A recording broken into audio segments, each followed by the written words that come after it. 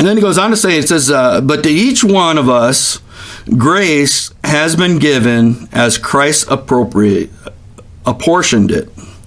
So to each one of us, grace has been given as Christ apportioned it. This is why it is said, he ascended on high, he led captives in his train, he gave gifts to men.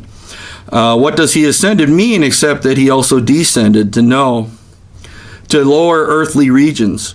He who descended is the very one who ascended high than all the heavens in order to fill the whole universe.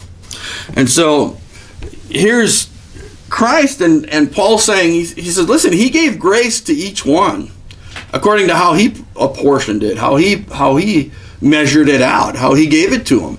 And to each of us, the grace is a little different. Some of us need a lot more grace than others. We do. Remember, Jesus was talking about with Simon when he was at that Pharisee's house and he had the meal and the prostitute came and washed his feet. And he said to him, hey, there's this guy that had these debtors and one owed a whole bunch and the other one only owed a little bit and they were both forgiven. Which one loved more? He's like, I guess the one, that was forgiven the most. And he's like, yeah. And there are many of us that, need a lot more grace. And then there's many that don't need as much grace, but it's still Christ that gives it, and he gives what we each need. You think of someone that grows up in a Christian home, and they've lived a Christian life their whole life, and they've, followed the Lord from the time they're a child. They don't need as much grace.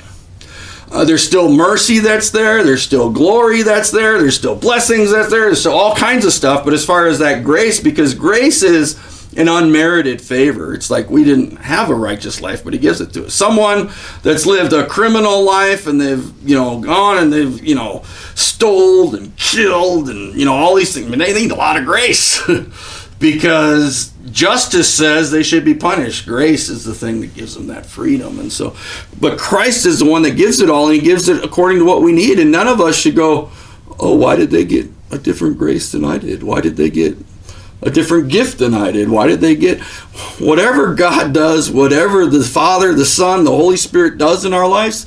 He knows what he's doing. You want to do more for God? Be faithful with what you got, and he's going to bless you with more. Find that place that he has for you. Find that calling he has for you. Don't walk in somebody else's calling. Don't look at somebody else's gifts. Look at what he's put into you. And as you're faithful with what you have and you're faithful with the gifts he's given you, he may give you more. He may give you others. He'll give you blessings. He'll pour things out on you. And it's so cool the way Christ can do that.